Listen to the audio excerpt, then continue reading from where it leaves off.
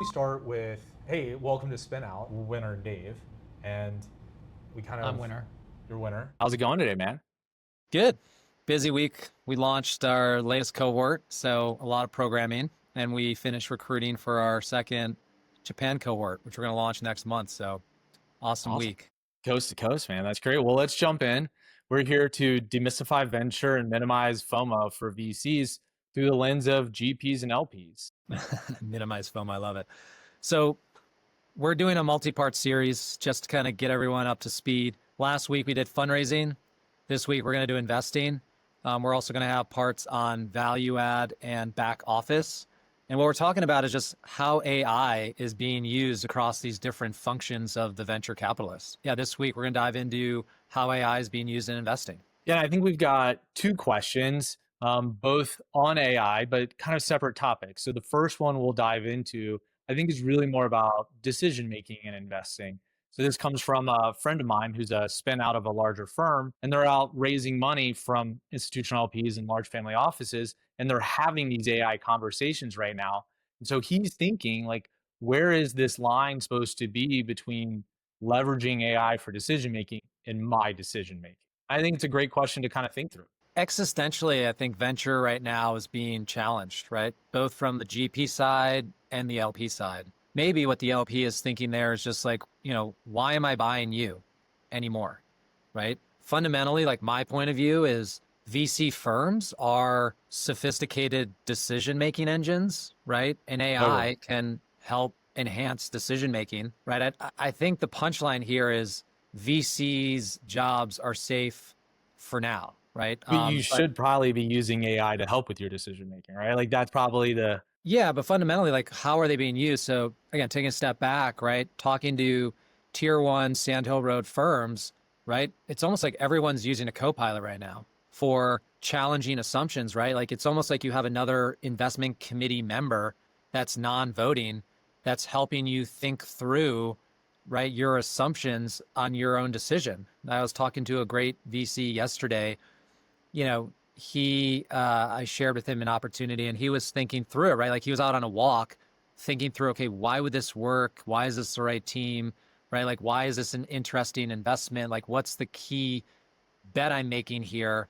Right? If you're a solo GP, it's who huge. do you have to talk to? Right? It's almost like it creates another partner to challenge your assumptions. And fundamentally, that should be positive for the LPs, right? They want sometimes decisions not to be just made in a single box. Again, that's an advantage for a solo GP, right? Like I'm not being bogged down by my other partners, but you don't want to do zero diligence, right? You don't want to like just make decisions like fully based on intuition. You want to make them based on, you want them to be data driven and based on, intuition. I think that's a really key point here that your friend should take into account. Yeah, and the way he and I talked about it initially too was these models are going to continue to get updated. They're going to continue to improve. And if you want to use them, you're going to have to continue to learn how to prompt them better, how to, change your prompts as weights change between models, as information that goes into them. Like you're going to constantly have to update and maintain these things.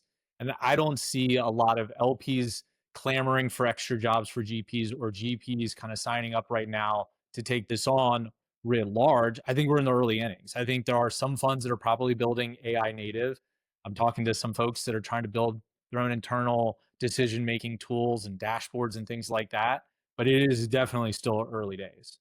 Yeah, maybe some people refer to it as upskilling, right? What are the skills of a VC? Like this is becoming one of the things you have to do to be, table stakes as a VC. One thing I wanted to mention, I saw an article come out, and we've actually had a couple of these firms come through Cool Waters Accelerator are AI first firms, right? Where there is a human in the loop, but the AI is kind of making the decision. What I've seen so far is the appetite from LPs is not there yet for these firms, but there are a few exceptions. Like one of the exceptions is the Revolut founder announced they raised, 200, 250 million, and their first dozen, 2 dozen plus investments have been made by the model, right? So you're kind of taking human out of the loop. Obviously, the human has influence in the beginning, but there are experiments going on right now at the venture fund level of, AIs making decisions and being the investment committee. And I think, in the grand scheme of the job of a VC of source, pick, win, grow and exit. Definitely the decision making part, the AI tools are helpful in decisions in the sourcing, picking, winning piece. I agree though that in the growing and the exiting, there may one day be an AI tool that helps with that, but it's still a very relationship heavy, person to person business. So yeah, I think there are probably changes to the jobs that individuals do, but on the par, many VCs are probably still making the active decisions versus the computer. That's a good transition point. So one of the questions that came in over last week was actually from a friend out of New York City, and she was debating, again, on the investing side, like, do I hire a new associate or do I hire an AI, like use an AI tool? And so these are real debates. These are options you have to consider now. These are realities of being a GP. Yeah, maybe we break that down. You started to go into the functions, Dave, but right on the investing side, you are sourcing, you Yeah. are doing due diligence and I guess picking. And we kind of talked about decision making. So maybe we'll like emphasize kind of the due diligence here. There's the winning, right? Like you can pick something, but then you don't necessarily get access and win. So I think that's fundamentally the support job of an associate. So maybe we can talk about like, are there AI tools supporting that job and are they full replacements? I have seen some people on LinkedIn and Twitter say they were, just using AI tools. I do know of some solo GPs that have a tremendously built out system of systems that's leveraging AI and other integrations. But I think by and large, the next kind of, yes, we've got the job of an associate, but you also think, where's this firm? And your friend, I'm not sure, if they're brand new, early fund one, sub $50 million, or if they've got a couple of firm or funds in hand and have a little bit more budget to build out the team and to build out their capabilities. But let's kind of take maybe the earlier section, right? And so you're a GP in this case, you want to hire somebody. There's lots of jobs to be done. Some associate work is in person, like you said, the relationship management, but a lot of it is going through top of funnel. It is diligencing, and there's lots of different ways to slice that and tools. And then there's kind of preparing the information for investment committee or for GPs or for the intended audience. I think there's lots of little subcategories we could break down from there. Yeah, within sourcing, markets change, right? I feel like a broken record there sometimes, but again, this is all we're talking about is people's reaction to market changes most of the time. And a couple decades ago, you're parsing through a couple hundred opportunities, maybe 1,000 opportunities, and now it's tens of thousands of opportunities, right? There's 15,000 companies a year that are being financed in the US. So if you're a US VC firm, right, like, and you want to be competitive, you have to look through thousands, if not tens of thousands of opportunities. Can an associate do that? That's really, really hard, right? I actually think you absolutely need tools. I don't know if it's either or, it might be both, but for sourcing, right, think about Harmonic, like the ability to kind of query companies when they're early stage, right? And figure out like what's out there. Every VC is making a comparative decision, right? Ideally, like they're not making a decision on a single company, but every company or concept, right? Like, or every concept, let's say, probably has like multiple companies. So you're trying to like do that, I think, with sourcing. It's like, oh, I found a great company, but VC is sometimes a job of making like the comparative decision of, okay, great, you found an interesting concept, but what's the best company, right? Or what's the model, the approach to business model for that concept that you want to bet on, right? So I think there are tools now helping parse through the massive amounts of companies that are being started. So that's a really important tool, and I imagine those only improve from here. Yeah, and I think the interesting piece there too is, all right, you get a tool, you hire an associate. You might have to do both if you hire the associate in this case, right? Because you need the tools to help you get through everything. It's really trying to make sure that the associate you hire understands still the basics of how to search for an opportunity and what to recognize. Like you can train the GPT or you can train your own models over time to recognize things, but early on, I think that core team, the GPs, that associate, have to have a fundamental understanding of what they're doing. There's no just perfect easy button yet there. Yeah, I agree with that. I mean, the way it's usually described, right, venture as the apprenticeship model. Absolutely. So if you get rid of that apprenticeship model, that could be dangerous for the future of venture. Let's switch over to diligence. What are you seeing? Are you seeing people do different things with diligence as an associate or as a firm? Yeah, I mean, again, like, what stage are you at? Are you an older firm that has lots of data? Maybe you're using Hebbia or you're kind of using Gemini, right? Like you're building the ability to query all of your private data.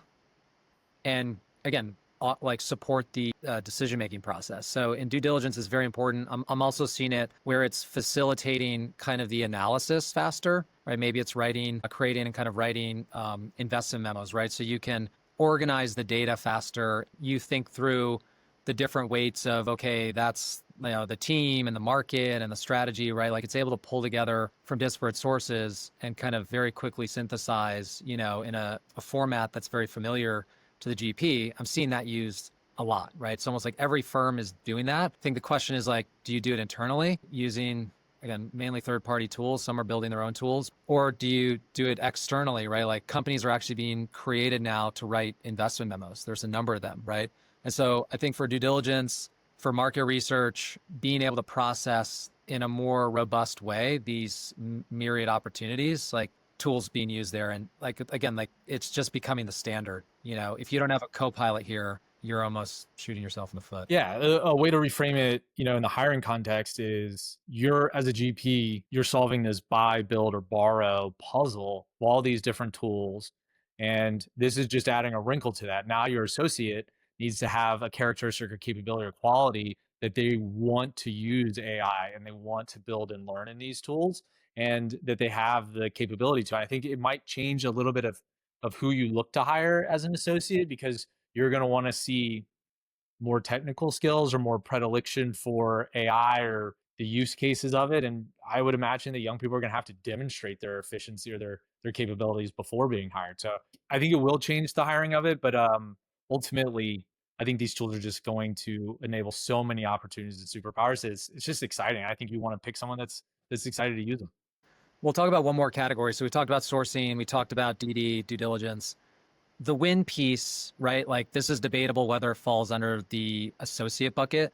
There are tools that can help you, the GP, through the associate or otherwise, again, help you win deals. So you've sourced it, you've picked it, now you've got to win it. I'm seeing AI-enabled CRMs, right? So it's giving you a better grasp of the relationships you have and the relevant relationships you need to leverage to win the deal.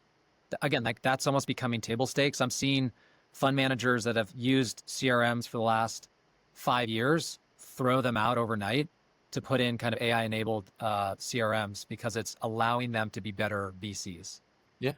And kind of following on that prepared mind, as an associate, you hire this person in. One of the things you want to train them or encourage, incentivize them to do is help you as the GP have that prepared mind and helping you sort through all of the information and pushing up the right piece of information at the right time to make the right decision. Like that is incredibly hard to do if you have tremendous amounts of data you have to go through.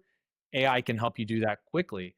Firms will start to have hasty processes and more, longer term processes and then be able to react to deal velocity in the market. So you need to move very quickly on a follow on. You've built the tools to help you quickly go through your comparative analysis and make your decision.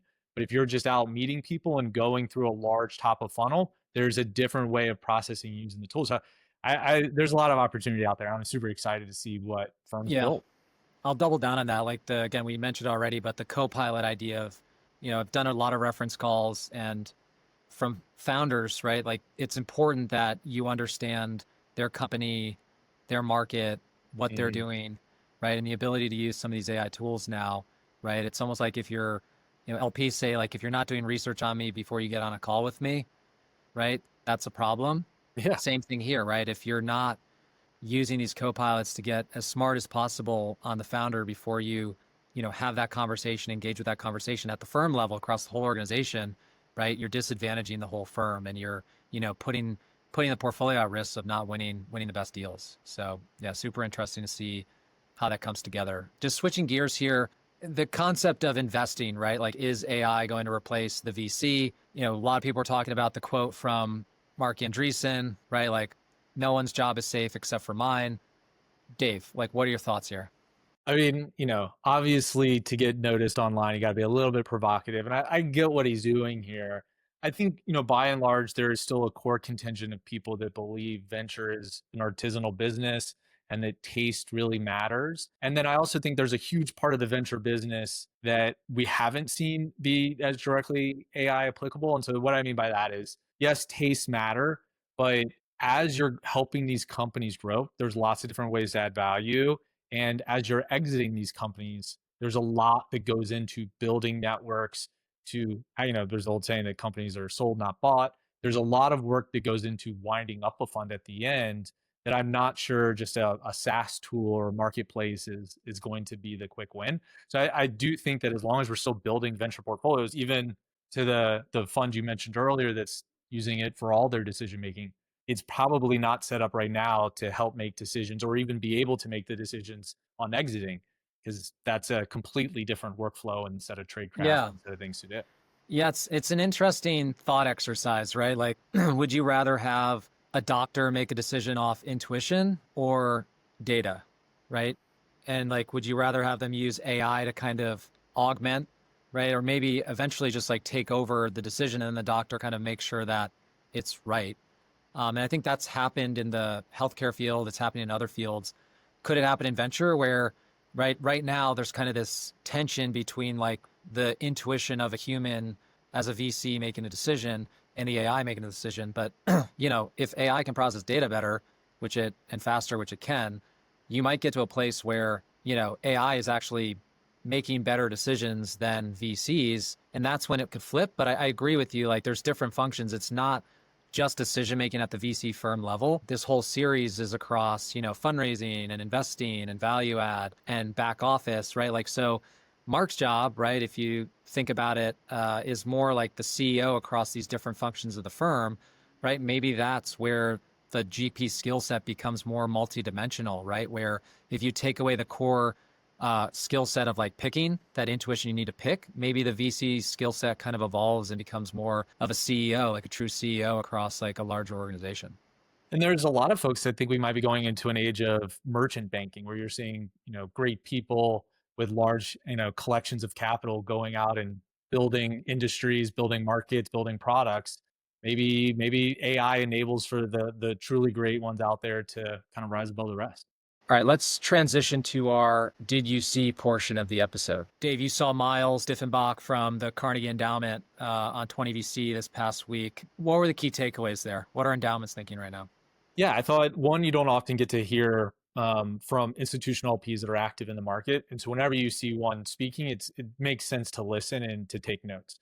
But a couple of things that were really kind of stuck out to me. One, he mentioned how Circle, which is going to end up being one of their big winners this year and the cash coming back over the next year, was almost potentially a secondary sale, that they weren't as tracking it as they had wished because of the kind of layers of management. And I think that's a perfect example where in the future AI can help manage these large portfolios for fund of funds and large investors. But that was almost a big miss for them, where they would have lost out on a huge opportunity set if they hadn't been truly managing that portfolio.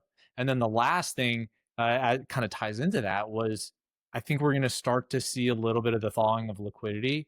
And if you can imagine Wiz and Scale, Figma's IPO, Circle's kind of pop recently, these companies that have large venture ownership or large LP ownership, that cash takes 12 to 6 to 12 months to kind of go through the system and eventually return back as re-up. So I think there might be a little bit of raise popping over the horizon in the next 6 to 12 months as some larger investors are getting allocation or getting cash back. I mean, that's great optimism for the next 6 or 12 months in venture. And yeah, from being on the ground, it feels like things are starting to fall a little bit more on the LP side and the fundraising side. So that's good news.